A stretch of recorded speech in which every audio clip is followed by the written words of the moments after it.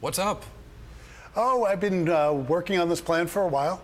Just seemed like a great time. You know, I've been doing this job for a while. I've been coming and seeing you for like the last 14 years. So, We'll call it 6 years, but okay. yeah. So it's been a while, and this was kind of in the works for a while, and so this is a long-term plan. So these activist investors were asking for some changes. It's been a very contentious time. You've been in the midst of making some big changes in the business as well, and it seems like they finally started to see that your plan was working. Yeah, I think they, as well as all the rest of the investment community. I don't know what the exact number is, but you know, if you look at the stock performance over the last year, you know, our stock is probably up 60, 70%. 44.26% tells us the Bloomberg. 12 months? 12 months. Okay. Yeah. 44.26. That's good. Okay, 44. Not, so, not no, my bad. Sorry, that's the wrong company. eBay. Before we get crazy here, you were right.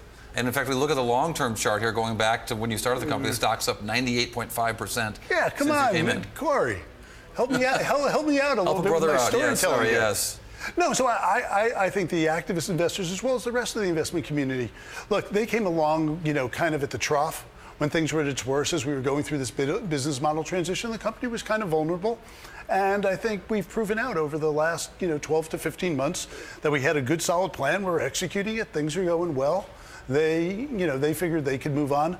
I had been planning on leaving. When they showed up, I decided it was not a really good time to leave, and stable leadership through this period would be helpful. Yes, and then again, that full 1 year return is from the 8th of February, a year ago, till the end of today, is actually 95%.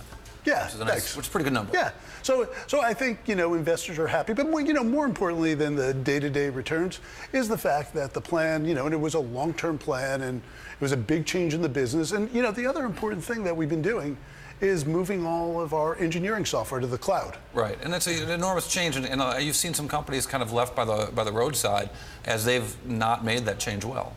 Yeah, I think whenever you look at a technology platform transition, whether it's mainframes to workstations or Windows comes or mobile in the cloud, that's when companies, particularly incumbents in a strong position, get left behind. Their strength becomes their weakness. And in this case, I think we moved early. We moved, decisively. Some people thought we were kind of being rash, investing so much ahead of it. But I think it's, it's been borne out by the results. And yet you're still seeing this sort of revenue decline here.